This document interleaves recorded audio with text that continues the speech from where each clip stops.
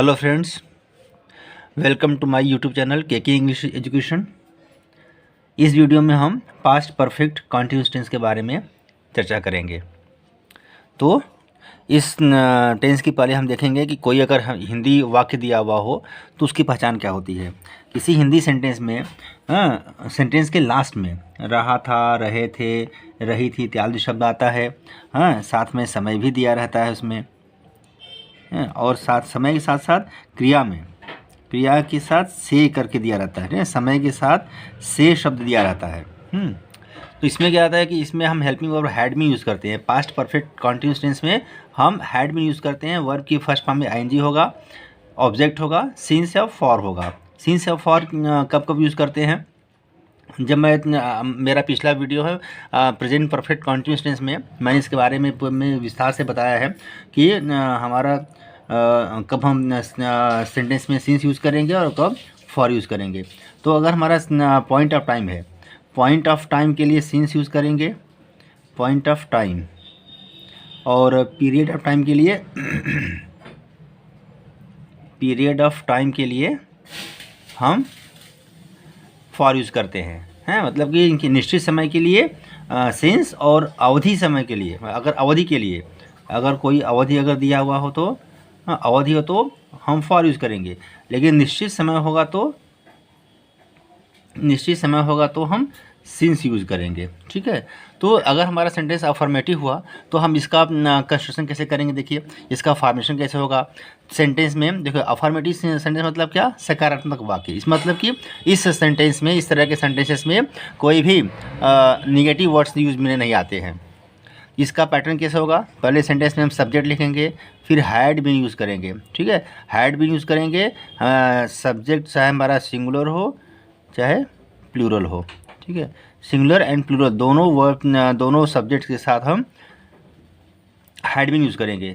साथ में वर्ब की फर्स्ट फॉर्म में हम आईएनजी ऐड करते हैं, मतलब कि हमारा जो वर्ब होगा वो अपने आईएनजी फॉर्म में होगा। ठीक है, फिर ऑब्जेक्ट, फिर सिंस या फॉर में से कोई एक टाइम के अकॉर्डिंग। अगर टाइम हमारा निश्चित समय होगा तो सिंस यूज़ करेंगे, और अवधि होगा तो या पीरियड ऑफ टाइम होगा तो हम फॉर यूज़ करेंगे। एग्जाम्पल से हम देखते हैं कि मैं 1 घंटे से सो रहा था दिया हुआ है, लेकिन घंटे से समय के साथ से यूज़ किया गया है, इसलिए हमारा सेंटेंस किस में हुआ? पास्ट परफेक्ट कंटीन्यूअस टेंस में हुआ। तो मैं 1 घंटे से सो रहा था, क्या हो जाएगा? I had been sleeping for an hour. ठीक है, वे 2 घंटे से पढ़ रहे थे। They had been reading for 2 hours. वह इस विद्यालय में सन 1994 से पढ़ा रहा था। He had been teaching in this school since 1994। ये पॉइंट ऑफ टाइम है। ठीक है, अब हम लोग देखते हैं नेगेटिव सेंटेंस का, नकारात्मक वाक्य का। ठीक है, तो नकारात्मक वाक्य जब हमारा होगा तो इसका पैटर्न कुछ इस तरह से होगा कि पहले हम सेंटेंस में सब्जेक्ट लिखेंगे, फिर हैड यूज़ करेंगे, फिर बीन यूज़ करेंगे, और हैड और बीन के बीच में नॉट यूज़ कर देंगे, फिर वही वर्ब की आईएनजी फॉर्म, फिर ऑब्जेक्ट, फिर सिंस या फॉर में से कोई एक, फिर टाइम, मतलब टाइम के अकॉर्डिंग सिंस और फॉर यूज़ कर देंगे। जैसे एग्जाम्पल देखिए, कुछ मिनटों से वह लड़की नहीं गा रही थी। कुछ मिनटों से, ठीक है, कुछ मिनटों से वह लड़की नहीं गा रही थी। तो that girl had not been singing for a few minutes. वह 2 बजे से बिल्कुल नहीं पढ़ रहा था। He had not been reading at all since 2 o'clock। अब हम लोग देखते हैं इंट्रोगेटिव सेंटेंस। इंट्रोगेटिव सेंटेंस मतलब प्रश्नवाचक वाक्य। ठीक है, देखिए इसका भी पैटर्न कैसे होगा? जब हमारा सेंटेंस, जब हिंदी वाक्य कोई दिया हुआ है, कोई हिंदी वाक्य हो और वह प्रश्नवाचक शब्द से शुरू हो, प्रश्नवाचक शब्द से शुरू हो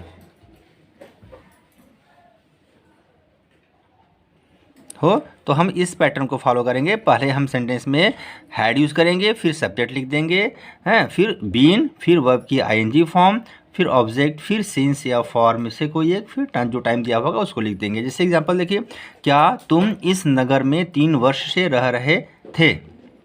तो had you been living in this city for 3 years। अब देखते हैं कि अगर किसी भी सेंटेंस में प्रश्नवाचक शब्द जो है, प्रश्नवाचक शब्द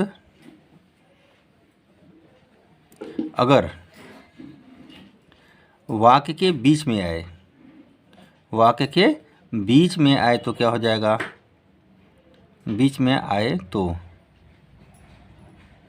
तो पहले हम उस प्रश्नार्थक शब्द की इंग्लिश लिख देंगे, फिर सब्जेक्ट माने हेल्पिंग वर्ब हैड लिख देंगे, फिर सब्जेक्ट होगा, फिर अगर हमारा सेंटेंस प्रश्नवाचक भी है और नकारात्मक भी है तो सब्जेक्ट और बीन के बीच में नॉट यूज़ कर देंगे। अदरवाइज अगर नकारात्मक नहीं है तो सब्जेक्ट बाद बीन यूज़ करेंगे, फिर वर्ब की आईएनजी फॉर्म, फिर ऑब्जेक्ट, फिर सिंस या फॉर, फिर टाइम। जैसे एग्जांपल देखिए, राम 2 घंटे से कहाँ घूम रहा था। अब देखिए ये सेंटेंस प्रश्नवाचक है और इसमें प्रश्नवाचक शब्द जो है वो सेंटेंस के बीच में आया हुआ है, इसमें कोई नकारात्मक शब्द नहीं है। तो इसका अनुवाद हम कैसे करेंगे, पहले हम कहाँ की इंग्लिश लिख देंगे, क्या हो जाएगा,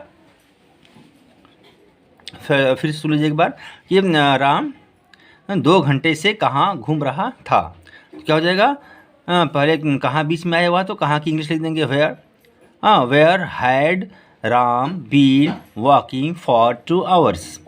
लेकिन अगर सेंटेंस में प्रश्नवाचक शब्द बीच में आया हुआ हो और जो है नकारात्मक शब्द भी दिया हुआ हो तो हम क्या करेंगे, पहले इस प्रश्नवाचक शब्द की इंग्लिश लिख देंगे, why had he not been reading since 2 o'clock। इस तरह से हमारा ये पास्ट परफेक्ट कॉन्टिन्यूअस टेंस का ये हमारा पास्ट परफेक्ट कॉन्टिन्यूअस टेंस पूरा हुआ। आशा करते हैं कि ये मेरे वीडियोस आप लोगों के लाभप्रद होगा। इसके पहले हमने प्रेजेंट के चारों टेंस बनाए हुए हैं अपने पिछले वीडियो लेक्चर्स में, और इसमें भी हमारा यह आज पास्ट परफेक्ट कॉन्टिन्यूअस टेंस भी पूरा हो गया। एक बार फिर से हम लोग रिकेप कर लेते हैं कि अगर हमें कोई कोई इंग्लिश वाक्य दिया हुआ हो तो हम कैसे उसे फाइंड आउट करेंगे कि हमारा sentence past perfect continuous tense में है। तो इस सिंपल सी पहचान है कि अगर किसी भी सेंटेंस में हैड बीन यूज़ किया गया हो और वर्ब अपने आईएनजी फॉर्म में हो, वर्ब की फर्स्ट फॉर्म में आईएनजी दिया हुआ हो, ऑब्जेक्ट हो, सीन्स या फॉर्म में से कोई एक दिया हुआ हो, टाइम दिया हुआ हो, तो हमारा sentence past perfect continuous tense में होता है। ठीक है, और यदि हमारा सेंटेंस नेगेटिव है तो उसमें सब्जेक्ट दिया हुआ होगा, हैड और नॉट दिया होगा, फिर बीन दिया होगा, वर्ब की आईएनजी फॉर्म होगी, ऑब्जेक्ट होगा, सीन्स या फॉर्म में से कोई होगा टाइम के अकॉर्डिंग, तो अभी हमारा sentence past perfect continuous tense में होगा। और इंट्रोगेटिव सेंटेंस में भी वही हैड दिया हुआ होगा, सब्जेक्ट होगा, बीन होगा, फिर वर्ब की आईएनजी फॉर्म होगी, ऑब्जेक्ट, फिर सीन्स या फॉर्म में से कोई एक होगा, फिर टाइम दिया हुआ होगा। ठीक है, इस तरह से हम सेंटेंस को पहचानेंगे कि हमारा sentence past perfect continuous tense में है। ठीक है, थैंक यू।